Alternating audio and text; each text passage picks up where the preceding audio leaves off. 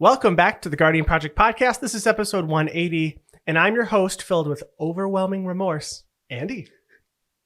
And like your opponent's Mystic Remora, I'm here for a good time, not a long time, Mike Coyle. Please listen carefully. And this is our podcast about Commander. Wait, I'll do the other part now. Our favorite Magic the Gathering format.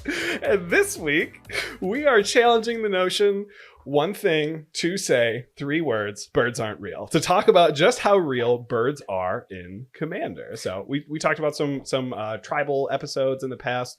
Last one we did was zombies. I think it was like a month and a half ago. Yeah, it was like for that. Halloween. And this week we're going to talk about burbs. Burbs, bird is the word. But before we do that, we have some Jumpstart announcements. Mm-hmm. Jumpstart comes out this Friday. Jumpstart 2022. Did you see any interesting or cool booster themes this year? I mean, I'm always interested in getting more tribal synergy. There's like some cat stuff in here. We got spirits. There's a lot of blink options. There's like 4 different blink. I do like we're getting quite a few new cards, which is very cool. Mm-hmm. And we're going to talk about those next week. Yeah, we are. But if you are picking up some Jumpstart, I will tell you Jumpstart, the original Jumpstart was a ton of fun. Yeah. If you have a spouse or partner, significant other that you live with or with often that plays Magic, really great product for 2 people to play. Yeah. You just mash them together. I personally loved just opening boxes of Jumpstart though too, trying to chase for that Allosaurus Shepherd. Tiny Bones in the beginning was Bones. very, very expensive. The mill legendary creature. Oh my gosh, why can't I remember his name? Bruvac. Grandiloquent. Yeah, very eloquent. Wow, I forgot Bruvac was from Jumpstart. But also, I will say, Jumpstart had the Elf pack, which was really just the best pack. Because if you didn't get Allosaurus Shepherd, you had a chance at either Archdruid, something Elvish Archdruid, or a Crater Hoof. Which isn't an elf, so Andy's mad that came in his elf pack. Yeah, Ristic Studies getting reprinted here in the Go to School. Yeah. I like the new art a lot. The new art's really good. We've got Vendilion Click reprints in Fairies. There's Merfolk. There's a lot happening here in the set. And then next week, you'll probably hear a lot about these legendary creatures that have some hybrid activation costs in them. So you could play them in more than just one color, even though a lot of them are just monocolor. Very similar to the original Jumpstart legendary creatures that came out that with like Kels, Fight Fixer, being Dimir, but mono black. And very reminiscent of the Fate Reforged legendaries that gave you the hybrid activation costs so you could play more colors in them. It's exciting. It is very, very exciting. But before we continue, we have lots of people to thank. Everybody who listens to our show every single week, thank you so much for being here, especially our patrons. We really appreciate everything that you do, and you help keep our show going. And if you would like to support us or get some extra content, like our show Second Main, which you can find on Patreon for patrons, you can head over to patreon.com/guardianprojectpod and donate for any dollar amount. Yeah, if you're listening to this right now and you're a patron, we should have episode 4 of Second Main up. So that is over an extra hour of content for you already for being a patron. So thank you much for being a patron. But if you're looking for another way or an additional way to support the podcast, however you are enjoying the podcast now, if you could subscribe, rate, review, leave comments, we'd be really appreciative. And you can find us online. You can search for us on YouTube, Instagram, Twitter. Just Google us. You can find our website, and then you can email us at guardianprojectpod@gmail.com. Let's migrate over to our main topic. Birds?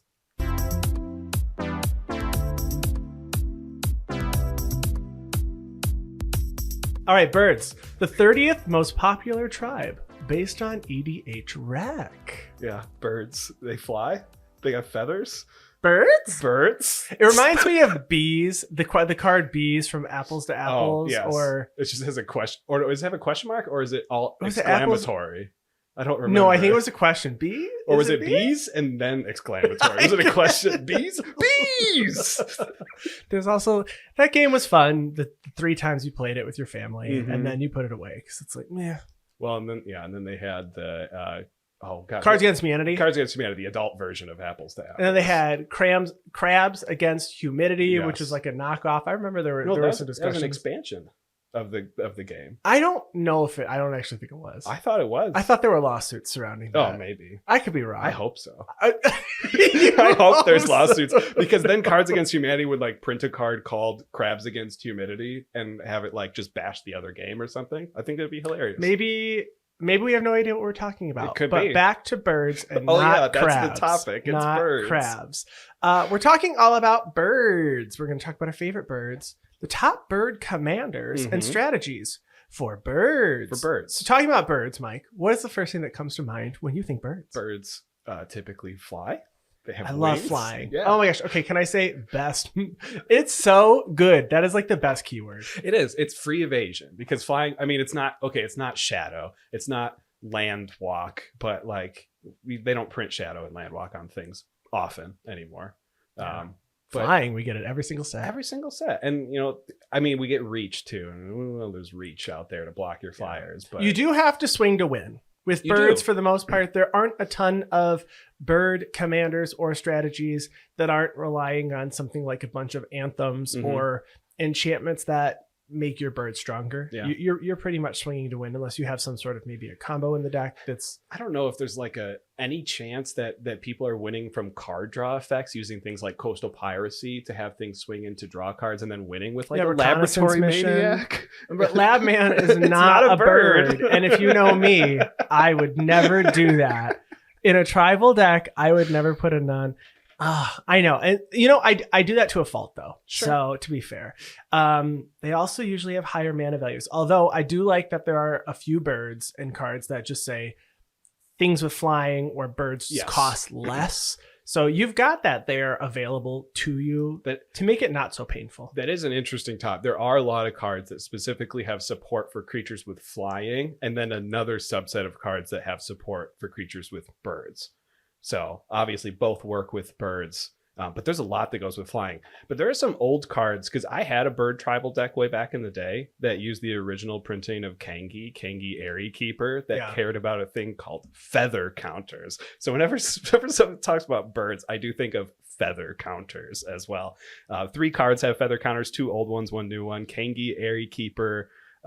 We have, oh my gosh, white text on Even a white Mimeomancer, and then Soul Catcher's Airy, which you almost can't read on that terrible old border. White text on a white old bird card, real hard, or maybe my eyes are just bad. Who knows? Oh gosh, we're getting old, folks. Yeah, Soul Catcher's Airy is a cool card. I actually got it from you because you had a bird deck that you had taken apart at one point, and then I put one together. Yep. But it says whenever birds put to your graveyard from play, put a feather counter on Soul Catcher's Airy, and then all birds get +1/+1 for each feather counter on it. Yeah, that's cool. Yeah, and there's actually some birds. One of my favorite birds we'll talk about later that does things like proliferate that actually helps really well with feather counter type things like Karn's Bastion that can proliferate. I mean like too. Things like, but it's not a bird. It's a land though, so that's okay. Never mind. It feels very mountainous. Birds with land on it for sure. Okay. But yeah, also I think of the color pairing blue and white. Is that a good one? I don't. It's some say arguably. But you know, when I think of birds, I don't know if I think of white or blue more so than the other when it comes to birds. I think, well, no, I would say blue is more flying to me and white is more birds to me. But I mean, birds fly too, so it's a really weird topic, flying and birds. The convergence of colors in Magic leads us to birds. Yeah, I think here we're honestly just leaning on bird lords and enchantments with anthem effects that are just going to make your creatures bigger. And you mentioned 2 small sub strategies here. One being Foretell, which I think really fits well with your commander that you currently have. It was never your bird deck, but Vega the Watcher. Yeah, Vega the Watcher had that Foretell sub strategy because you get to draw a card every time you cast a spell from somewhere other than your hand. There are some cards like Battle Screech and stuff that create bird tokens that have a flashback cost. So I can definitely see someone building into that bird strategy. Vega the Watcher itself being a bird because owl is not a creature subtype. Otherwise, it would be an owl, which I guess is also a bird. But it does seem like it was coincidental that it was bird tribal, or maybe it's coincidental that it's Foretell themed. I think it would be difficult to do both. Maybe all of your instants and sorceries are Foretell, and then all of your creatures are birds. That could, yeah. And then the other sub strategy we see here is a cantrip sub strategy, and this works for I think any of the like bird commanders out there. Who doesn't want cantrips in their deck occasionally, though? Like some small ability and then draw a card. Typically, you would think that this would be in blue because that's what you think of, at least what I think of when I think of cantrips. Cantrips are just a 1-mana spell that replaces itself, but typically blue is what's doing that the best. Falco Spara cares about casting cards from the top of your deck, so cantrips could be powerful there. And then we have Kangi Skywarden that creates spirit tokens every time you cast a non-creature spell. Spirits aren't birds, but... It does not. Oh, not Kangi Skywarden. I'm thinking of the big goose in the sky. The You're thinking of Jeskai one. Kaikar. I'm sorry. No, Jeskai birds. Jeskai birds. So still in blue. So still cares about the cantrips. It creates spirits, not birds, but they still fly. And like we keep talking about flying and birds, there's a lot of synergies there. Yeah. So let's talk about our favorite birds. All right.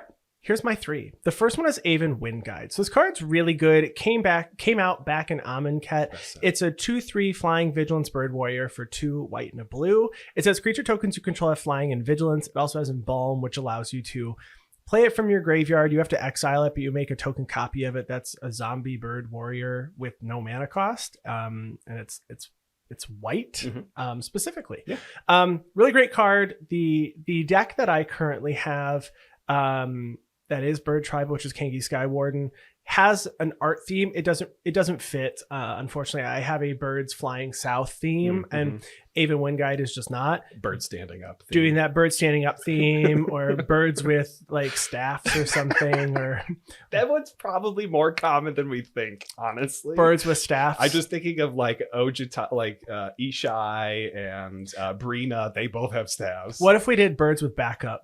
There has to be more birds or other characters in the art with them. Birds with backup.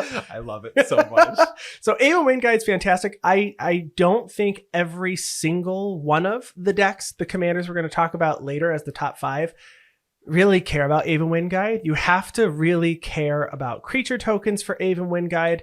There are cards like, I think it's Skycat Sovereign that makes tokens with flying. I mean, you have to specifically be leaning into that strategy. Maybe you build Kaikar birds, right? And then the spirits would get vigilance. Yeah. I mean, they already had flying, but now they have vigilance. So that's pretty good. It's always good to get. I mean, vigilance, I think, is one of the stronger keywords you can give to one of your creatures because it turns your creatures into both attackers and blockers at the same time. It's like, I don't remember the name of that human that you play in your green-white deck that allows you to block while your creatures are tapped.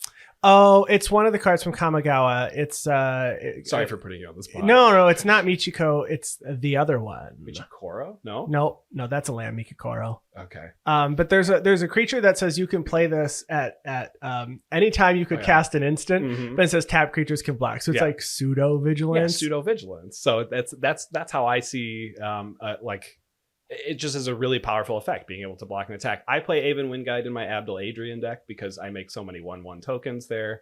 I really like just the synergy of embalming this when you already have a token doubler out with Anointed Procession, so you get 2 of them. Because they're pretty strong just on their own too. I mean, it's a 2/3 flyer for 4 mana. Embalm costs 6, so make it worthwhile. But it's nice that you could bring it back too. Didn't you have this as like a commander for a deck? I did. Too? We had Pauper commander decks a long time ago, and so I had made a deck with Aven Windguide, and it was honestly just blue-white. It was blue-white tokens, led by an uncommon commander there. The card that you were referencing is Masako the Humorless, a 2/1 human advisor for 2 and a white. You can cast it anytime you can play an instant. Tap creatures may block as though they were untapped. Yeah, very really cool card. Stuff. All right, my next card here is Curiosity Crafter. 3/3 bird wizard for 3 and a blue with flying. You have no max hand size, so it is a reliquary tower on a bluebird. Bluebird. And then it says whenever a creature token you control deals combat damage to a player, you draw a card. Again, this one fills the same category or fits the same kind of a deck as Aven Windguide does. You definitely want tokens in whatever deck you're playing. This came out in the Adrix and Nev Twin Casters Precon, which works really well, but that's blue-green. And I don't really think when we go through the breakdown of bird colors, you're playing a blue-green bird deck. Probably not. Although it'd be really fun if you did build Adrix and Nev blue-green birds with a bunch of copy. You know what? I take that back completely. Isn't the new Tawanos toy maker care about birds and beasts and it's in Simic? Yeah, Yeah, it so does. it's But totally. it's so brand new, though. It doesn't appear really anywhere because I Not think yet. we are being so diluted. And I don't know if it ever Mhm. will with commanders. I've seen a lot of discussion recently about not seeing top commanders on Yeah. EDH Rec anymore just because there's so many new ones coming There's out. a lot. But Curiosity Crafter is a fantastic card. If you're looking for card advantage in a deck that is focusing on birds and tokens, try out Curiosity Crafter. This one was talked a lot about in synergy with Donal too, which I think was printed in the same commander deck, or at least printed in Strixhaven at the same time, because Donal, whenever you cast a creature with flying, you get to make a 1/1 copy of it. And that would be a token. And so Curiosity Crafter obviously gets that. So all of your normal creatures are also going to be tokens that draw you cards with Curiosity Crafter. Yeah. Pretty cool stuff. And my final card is Nimble Obstructionist. So this is a 3/1 flash flying bird wizard for 2 and a blue. It has cycling for 2 and a blue and says whenever you cycle Nimble Obstructionist, counter target activated or triggered ability you don't control. So this is basically a stifle on cycling. Close. Stifle is you can counter target activated or triggered ability. Nimble Obstructionist specifically says that you do not control. Honestly, I don't really think it matters in Commander unless you're really banking on something Stifling your own pact triggers. Yeah, but no one's doing that. I promise you. No one. Nope. And the stars have to literally align. It's never happening, except for that one person it happens to. And then we're happy for them. Though. That's pretty cool. In the comments when it happens. Exactly. So it's almost like stifle on a bird. I think there's probably some reasons you would want this over a stifle, right? Stifle just costs 1 blue. That's pretty cool. This is also a creature. But I guarantee that your opponent will have something that you can use this on, even if you don't really want to cycle it. But you need a different card. You're like, this is not what I need at this time. It stops fetch lands. Even Evolving Wilds, and that feels really bad to do it on someone's. But you don't want the trigger to not hit anything, right? You don't want to just cycle. You want to actually do something with it. Commanders that have really good activated abilities, like Chatterfang Squirrel General or Krenko Mob Boss, Scarab God. Yeah, really good. Or commanders that have like really good triggered abilities, like Ishin, 2 Heavens is 1, or even Gishath Sun's Avatar. You're like, I know you just hit with that dino, but I'd rather not see any extra dinos this turn. How about on your Blitzwing, so that I don't get the second half of my life taken I'd rather away. Okay, not that one though. Okay, but not like that. Do it to like an ETB or like a comment, but like not like that, right? Not one that would save me from dying from half. Yeah, definitely not on my things. The other people at the table, maybe. Just definitely not mine. I think Nimble Obstructionist is probably being played only in the cycling deck, just because it's kind of old. It was in the precon effect. People aren't taking it out because it's cool. Sure. You can cycle for free in that deck, but you still can play it in other decks. And I think it's great. It's wonderful. I very much love the fact that 2 of your 3 cards came from the Amonkhet block. You're so welcome. And Hour of Devastation. So great. Mine don't come from that block. None of them do, actually. No, they do not. And mine, like yours, you were talking about some token strategies and stuff, maybe some stuff that doesn't really actually see a whole lot of bird tribal play. Mine also don't see a whole lot of bird tribal play. And the first one on here is Junk Diver. This is a 3 generic mana artifact creature bird 1/1 with flying. It says whenever Junk Diver dies, return another target artifact card from your graveyard to your hand. So this is used mostly in artifact decks that want to send artifacts to the graveyard and then bring them back. And I fell in love with this card in my Shizo's Caretaker deck. Because Junk Diver is a 1-power creature, Shirei will be able to return it at the end of every turn. It allows you to recover from board wipes really easily in a Shirei deck, because about 25% of the creatures you play are artifact creatures, things like Mirror Retriever, which are doing a very similar thing to return artifacts to your hands when it dies. So being able to loop this thing that just so happens to be a bird is why Junk Diver. Although it fits really well into a Tishar historic birds deck. I mean, there's historic. You can play some generic white birds in there, but it's not completely out of the realm. It has nothing to do with birds. These things can fit into bird They decks. definitely do, and it's a color one of spoiler 10 colorless birds that you can play out there. Aside from changelings, which aren't technically birds on their text, these are. I like Junk Diver. It is a very loopy deck. That's all I think of when I think of Jahzzar, honestly. But when I think of Jahzzar, I do think historic far more than birds. But they do exist. Yeah, why not have both? This next card is Combat Calligrapher. I think this card's not played often just because it started coming out when the swath of releases were coming out, and it's just people were just trying to keep up, to be perfectly honest. And a card I always forget exists. Yeah, and this was printed in the Commander Precon, and that could have something to do with it too. So not available in your draft boosters. I know this was printed in Strixhaven. So Strixhaven, I know a lot of those set booster boxes were being opened for the Mystical Archive and stuff. So there's probably a lot of Combat Calligrapher out there that were open in those set booster boxes. But you should play it more because this card is bonkers. Combat Calligrapher, for 3 and a white, you get a 3/3 bird cleric with flying that says Inklings can't attack you or planeswalkers you control. And whenever a player attacks one of your opponents, that attacking player creates a tapped 2/1 white and black Inkling creature token with flying that's attacking that opponent. Again, we're seeing more birds plus other things with flying strategy here. I play this in my Abzan tokens deck. It's really good for the controller of Combat Calligrapher because you can potentially make 3 Inklings per turn, where your opponents can only make 2 Inklings per turn, and those Inklings can only hit your opponents back and forth.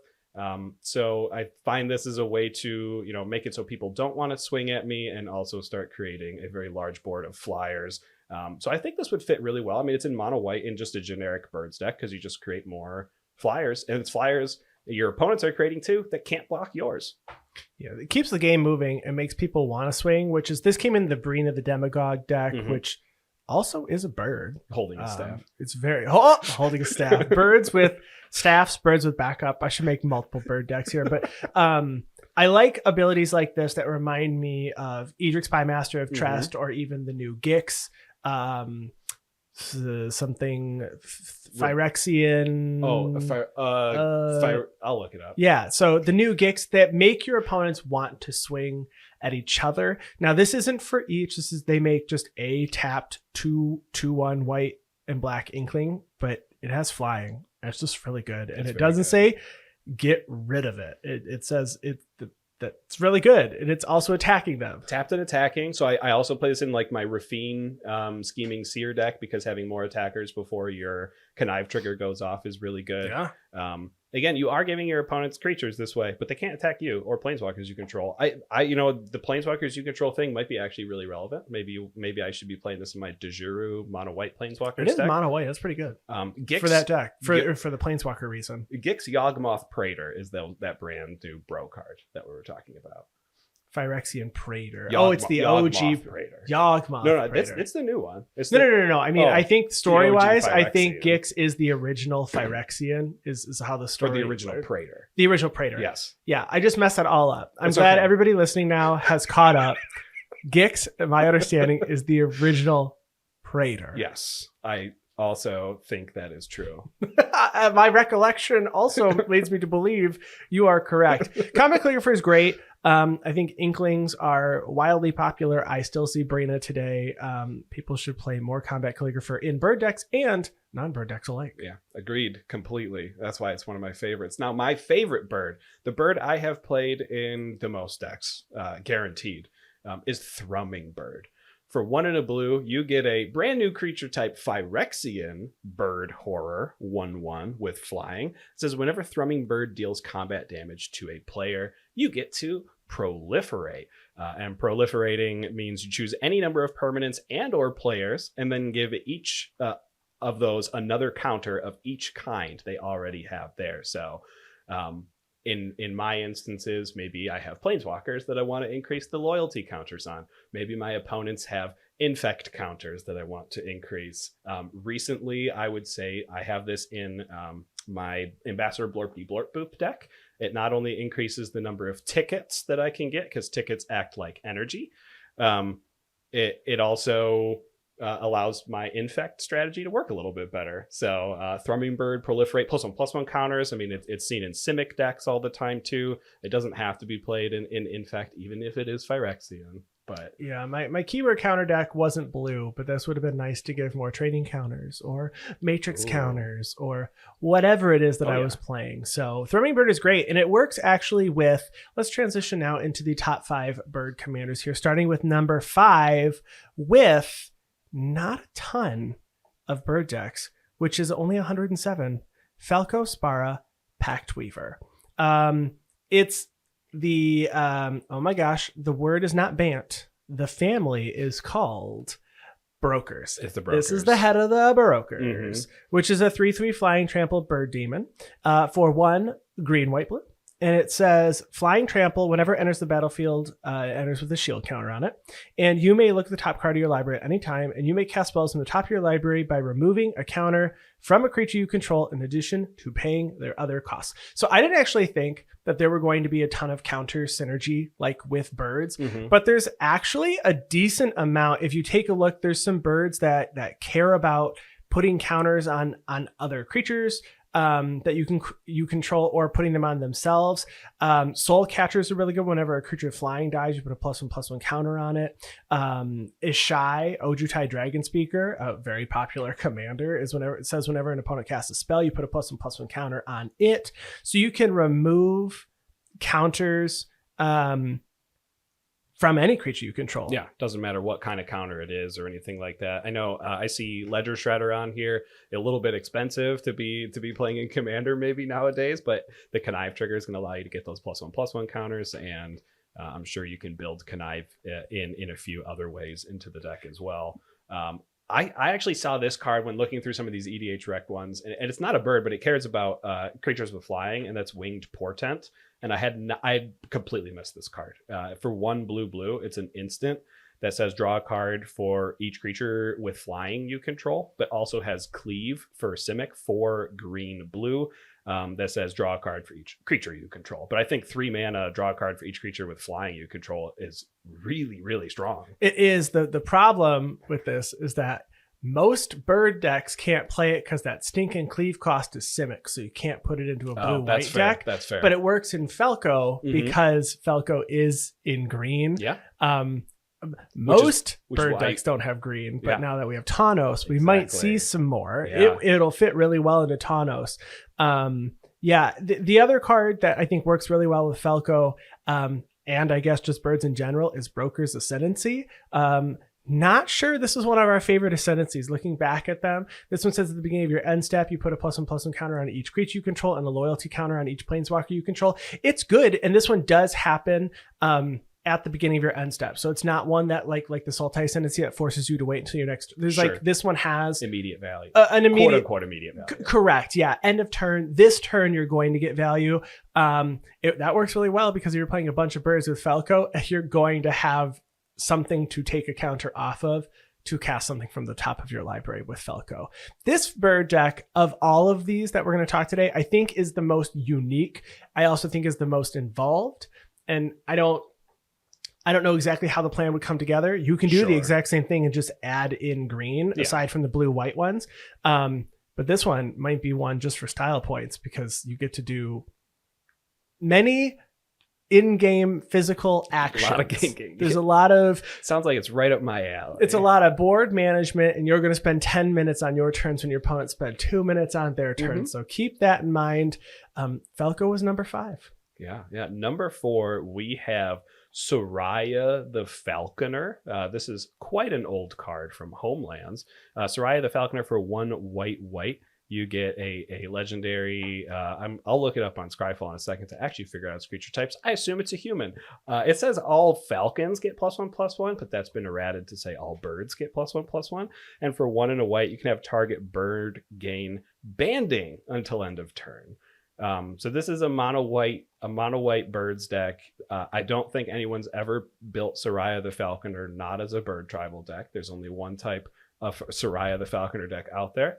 And that's birds. It's just birds. And Soraya's a human. Just a human. Soraya's a human. Okay, yeah, so Soraya's a human. So would you build this deck, or is that? I wouldn't myself. It is the anthem that you're looking for. So you're doing exactly what you want to do. We have somebody at our LGS that has a Soraya deck. If you want to check out Austin from the Mana Vault, Austin has a Soraya the Falconer deck. I haven't played against it since 2019. Sure. It's been many years. I don't even know if it's still together, but I do remember it coming out as like, I'm going to play birds. Do with that what you will. Like as far as power level goes, I'm going to play a bird and pass my turn. Like that's kind of how it was explained. It was very fun though. Still seeing, during that game, did you learn how banding works? Nope. That ability, was it used, or did you just be like, I believe you every time they used it? I don't think it was really ever used.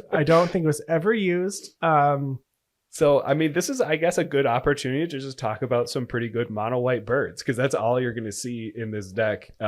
Avon Brigadier is the most BA bird artwork, at least, that I've ever seen, because it's like, take a really big, broad-shouldered soldier, and then you replace his head with an eagle head. And that's what you get with Avon Brigadier. For 3 white, you get a bird soldier with flying that says all other birds get +1/+1, and all other soldiers get +1/+1. There is some bird soldier hybrid synergy here. Yeah, like Steel Plume Marshal, another fantastic card that came out with Jumpstart. And so this is a 3/3 flying bird soldier for 3 white that says whenever it attacks other attacking creatures you control with flying, get +2/+2 till end of turn. It's a bird soldier. It's a 3/3, so it's going to be a 5/5. When it attacks, it's going to give everything +2/+2 that has flying.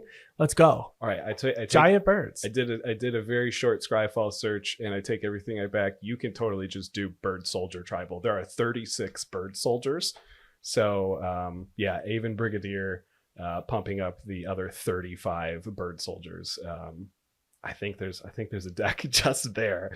Maybe you want to do Avon Brigadier as your commander. Would you do Avon Brigadier as your commander over Soraya the Falconer? It costs double the mana for Avon Brigadier, but you also get your soldiers to get +1/+1, and it's a bird. I would not, because Soraya is still an anthem alone at 3 mana. It feels bad having a 6 mana commander get removed, and then you have to pay 8 versus a 3, especially, and then 5, white. And then 7. Correct. I mean, the thing is, you're also using cards like Cartographer's Hawk to like get your actual. We actually saw that card do work the other day. We did with folks on our Discord. We did see that happen. I think you can take advantage of cards like Battle Screech here. You just want generic birds. That's all you want in Soraya, right? So Battle Screech is a sorcery with flashback. You make 2 1/1 white bird creature tokens with flying for 4 mana, and then flashback. You just have to also tap 3 untapped white creatures you control. It's really good. Yeah, this was the card I was referring to when we were talking about Vega, because you don't have to use any mana to cast it from your graveyard, and as long as your commander is at least white, you're already making the other 2 creatures that you have to tap to make your other 2 birds. So I look at this as 4 mana. Tap 3 creatures, make 4 bird tokens. It's fantastic. So the next commander is Kangi Skywarden. So this is the newer Kangi Kangi card that came out in Commander Legends. A 3/3 flying vigilance bird wizard for 3 white and a blue. It has flying vigilance, and whenever it attacks, attacking creatures with flying get +2/+0 until end of turn. And whenever it blocks, blocking creatures with flying get +0/+2 until end of turn. So if you're attacking, they're getting +2/+0, blocking, getting +0/+2. You're probably playing only flying creatures. Even if they're not birds, I would implore you to play flying creatures in this Kangi deck.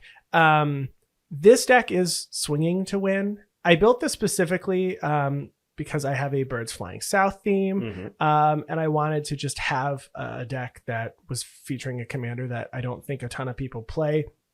So Kangi Skywarden has 239 bird-themed decks on EDH-Rec. So we're not creeping up very fast here. Honestly, bird being the 30th most popular tribe, not as popular as many others. No. But I will say, we get lots of birds. Or maybe not lots of birds. We get some birds pretty regularly. Yeah. So you're going to find some new things as more sets come out. Mhm. Maybe not as much as you get like zombies or Sure. vampires or humans. But I mean, if you scope magic articles and stuff, and you've seen the every single set the Minotaur update, where sometimes there's no Minotaurs printed. If there was a bird update article or whatever, there would always be birds. Yeah, always, you'd have something to talk about. So looking at cards that go in Kangi, I think are very similar for both Kangis, because the next deck we'll talk about is the original Kangi. So we're looking at cards that make creatures with flying cost less, maybe other anthems. Warden of Evos Isle is a bird wizard for 2 and a blue. It has flying, and it says creature spells with flying you cast cost 1 less to cast. And then its counterpart, Watcher of the Spheres, which is a 2/2 flyer again, but it costs white and blue. So it only costs 2 mana, but you are required to pay both. Colors, and it says creatures that you cast with flying cost 1 less, but it also says whenever another creature with flying enters the battlefield, it gets +1/+1 until end of turn. So if you can get some mass amount of creatures onto the battlefield, it can be huge for a single turn. And then you're looking at anthems like Empyrean Eagle or Favorable Winds here. Winged Words, some really just easy to manage board states. This, I would say, is a good deck if you wanted to have somebody new learning Commander play maybe a deck that has been built for them. Honestly, very affordably. Yeah. Do you think the 5 mana cost is too highly costed for Kangi, or do you think it's like, do you think it would, obviously it would be better if it cost less, but I think that's the truth for everything. Sure, I mean, but wouldn't it be great if all commanders cost 2 mana? But does casting Kangi for 7, is it too hard, I guess is what I'm asking. When someone inevitably kills it once. Probably, but I would be saying we need to be playing like super casual decks here. That's fair. I'm not playing That's this fair. against your deck that has, that's going to win on turn 7. Mhm. Like, I'm not doing that here. I'm really far off from a turn 7, I think. Right. And I will say I do love seeing the anthems in the command zone, because I do think that bird decks and flying decks in general, the one thing they struggle with is closing games out, because they're swinging with a lot of 1 and 2 power creatures. So being able to pump your creatures by 2 even from Kangi can actually your make silly the game 1/1s close are out. now 3 it's whatevers, amazing. and then when they block, they are also something at least minimum 3. Yeah, and then you have your oh my gosh, is it Aven Mind Sensor? They're your first favorite card you talked about, giving everything vigilance. Aven Wind Guide. Wind Guide, giving things vigilance so that they can attack and block and get both of those. But yeah, as Andy mentioned, the next one on here is Kangi Airy Keeper. The next Kangi, again, it's blue-white birds, but this one, Kangi Airy Keeper, for 2 white and a blue, you get a 2/2 legendary bird with kicker for 2x. So you have to pay 2 and then also pay X into kicker. on top of the 4 mana On top of the that you 4 already mana. paid. So this is very 6x, expensive. basically. Although you could cast it without kicker. I'll explain why you shouldn't. It's a 2/2 with flying. This is when Kangi Airy Keeper comes into play. If you paid the kicker cost, put X feather counters on it, and all birds get +1/+1 for each feather counter on Kangi Airy Keeper. So obviously, if you had 100 mana to spend on this thing, it would be awesome, because you'd get like 94 feather counters. Ginormous birds. But typically in blue-white, you're not ramping all that well to cast at a high amount. So I would suggest, if you are going to use Kangi Airy Keeper as your commander, try to cast it for like 7 mana and then proliferate those feather counters up. But 7 mana to get a +1/+1 anthem from the command zone is too much.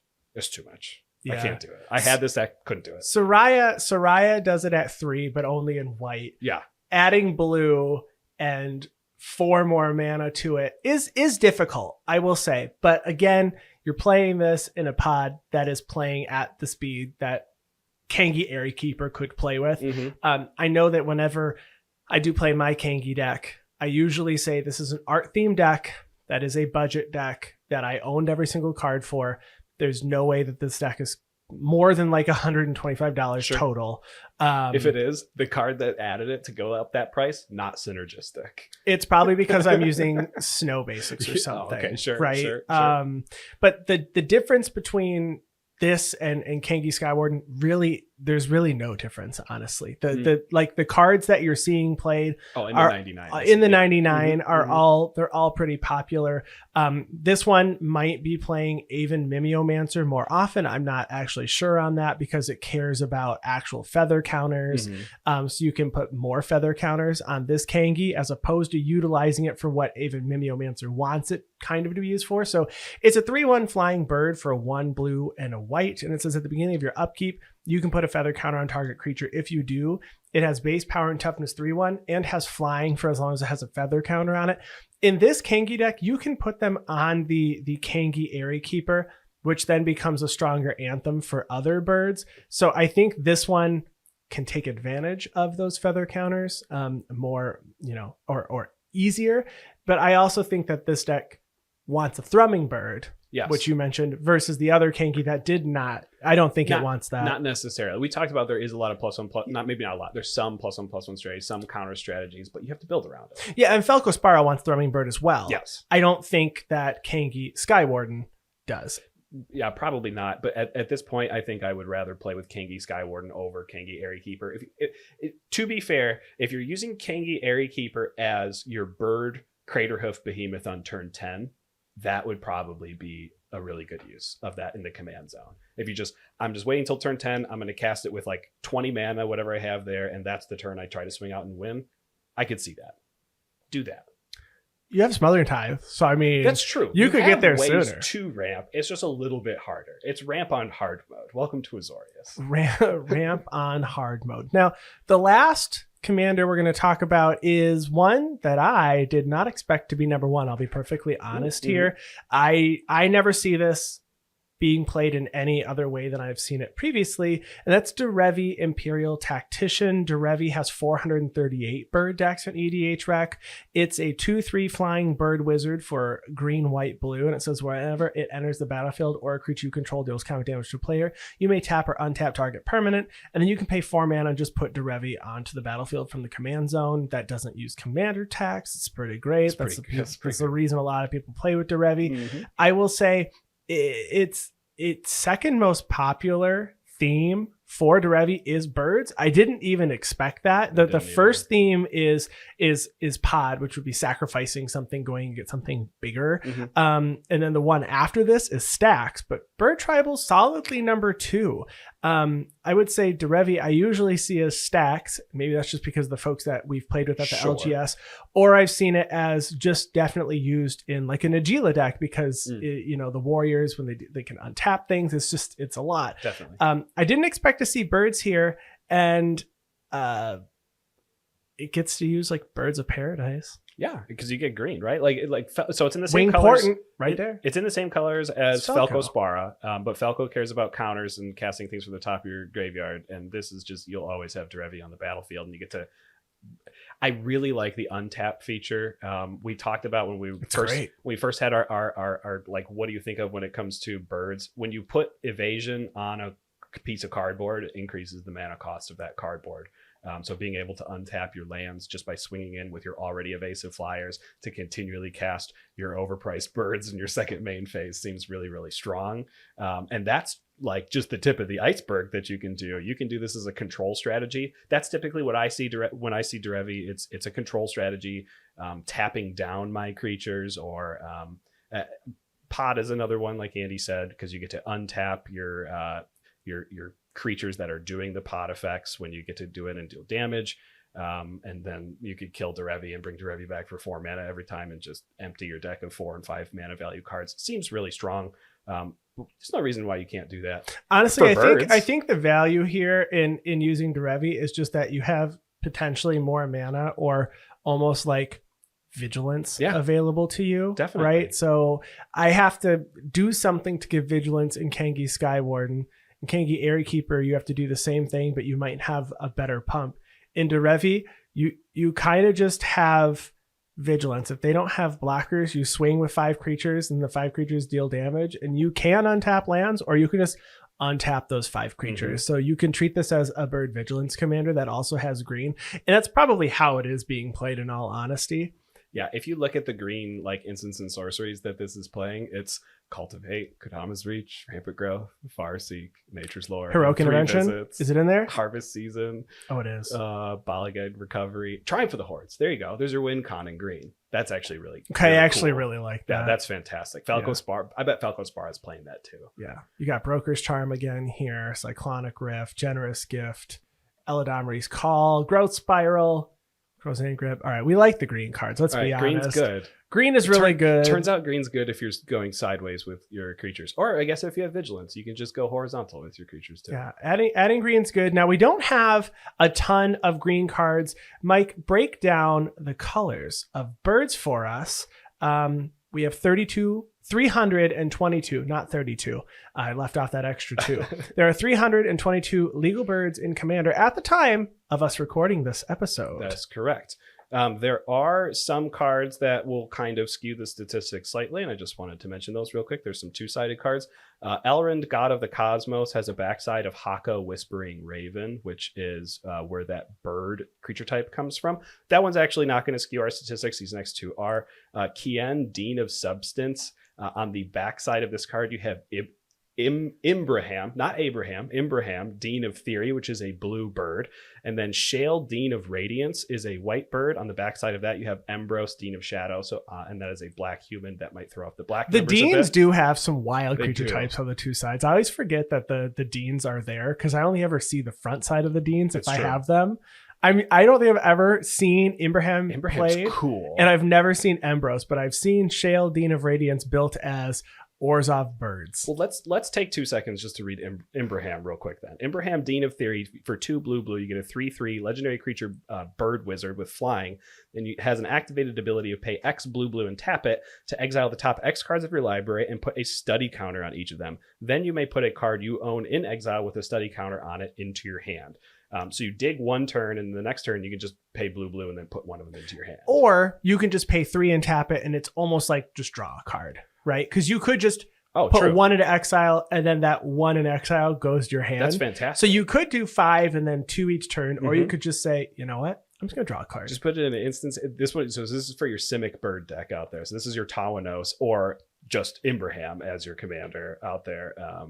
So yeah. And Shale, Dean of Radiance is pretty cool. It's a 1/1 bird cleric for 1 and a white. Flying Vigilance. Tap it, put a +1/+1 counter on each creature that entered the battlefield under your control this turn. The other side is a human warlock that doesn't care about birds at all. No, so it doesn't. But Haka's really cool. I run that in my bird deck because Haka is definitely flying south in this artwork. Fight me, because it's not taking flight. Okay, it's a flying 2/3 for 1 and a blue. Whenever it deals combat damage to a player, return it to its owner's hand and then scry 2. I get to cheat because Elrond is then also now in the deck. So even if I don't play the bird side, I have Elrond, which gets +1/+1 for each card you have that's foretold. And you can choose a card type at the beginning of your end step and reveal 2 cards from the top of your library. Put all cards of the chosen type into your hand. So it is card advantage on the god side. It's a god bird, if you ask me. Well, if you played 30 plus birds in there, you just name birds, you probably get a bird every time you get to an end step, at least one of them. It does say card type though, so you have to choose creature. Sure, yeah, even you gotta better. choose creature. That way you can accidentally hit Elrond with your second copy of Elrond. So those are the 3 double face cards. Yes, they are. So now we're all broken down by the colors. So of the 322 legal bird cards, we have 118 of them in the color white, which is our top category. I thought it was going to be blue, honestly. Like I said, it was like a toss up between the two. And honestly, it's only 2 card difference. I know. So blue has 116. So both of them make up about, in total, 72.6% of our birds. So there's not very many birds left because there are only not. 322. Black only has 23 birds. Yeah. At 7.1% of all birds legal in Commander. So if you heard us talk about Shale, Dean of Radiance, and Embros, Dean of Shadow, going, I can add birds. Yeah, I could add black to my birds deck. Well, black is adding 23 cards to your birds deck, which is still okay. But 118, the most, are in white. So listen, That's right. you got some. You're still not. You're not out of luck. You got plenty of options with your 141 cards to pick from. But yeah, 23 cards in mono black, 7.1%. And then we get to the cards where there's really not much going on. In mono red, you have 9 cards at 2.8%. A lot of phoenixes in there. In green, you have also 9 cards at 2.8%. And this is actually the category that features the most creatures without flying. So, if you're playing green birds, they might not have flying. You should check that before you play them. We also have some colorless birds. There are 10 colorless birds, 3.1%. We talked about Junk Diver earlier as one of them. And then we also have some multicolored birds. We have 37 multicolored birds consisting of 11.5% of our total birds, where 17 of them are in the specific Azorius color combination, not 3 color or anything, just 2 color, blue, white, 17 of those birds. I didn't think we would see a day where there were more colorless of a creature specifically than there were of colored. Well, yeah. In like a not mirror. Yeah. or some type of weird artifact like creature. Mm-hmm. But I didn't expect to see less red and green birds than I expected to see colorless birds, honestly. Like green birds really surprised me. If you look in there, the obvious one is like Birds of Paradise. But we got like brand new Chicken Troop from Unfinity that I play. Gilded Goose is basically Birds of Paradise with an extra step. 2 of them just came out this year with AFR or Commander Legend Battle for Baldur's Gate with Owlbear and Owlbear Cubs. Yes. So 2 of these 9 came out literally this year. Those 2 also instances of birds without flying. In fact, Bird of Paradise and Gilded Goose are the only 2 green birds with flying. All of your other green birds do not have flying. So we talked about how there's a lot of flying synergy and flying anthems and stuff that you can play. Green doesn't have flying, so not much. Swing with your birds. If you're playing with flying synergy, you don't want to add the green birds for the most. Don't add Owlbear. Yeah, don't add Owlbear. You can add Birds of Paradise is probably just going in your bird deck that has availability for green, like Derevi or Falco Spara. You're probably not gonna add Gilded Goose. I don't know if it's gonna make the cut. I mean, I guess you make food, and I guess it's technically kind of ramp. So maybe Gilded Goose makes the cut. I would think in a Falco Spara deck, you're probably playing both, because Falco is caring about counters, and they are 0 power creatures, but you can eventually give them some power and have them swing. But that's a maybe. It's a big maybe. Yeah, and the food token isn't even a counter. But I think birds just goes in. If you're in birds and you're in green, you might as well add a 1 mana cost green bird. that taps for any color that you would like. You're probably in more than just green. That's going to be it for our episode this week, all about birds. If you want to chat with me more online, I'm on Twitter at Andy Flory. And I'm on Twitter at Wormcoil Engine. And like always, we will talk to you next week. 7 days from now. How many hours is that? Lots.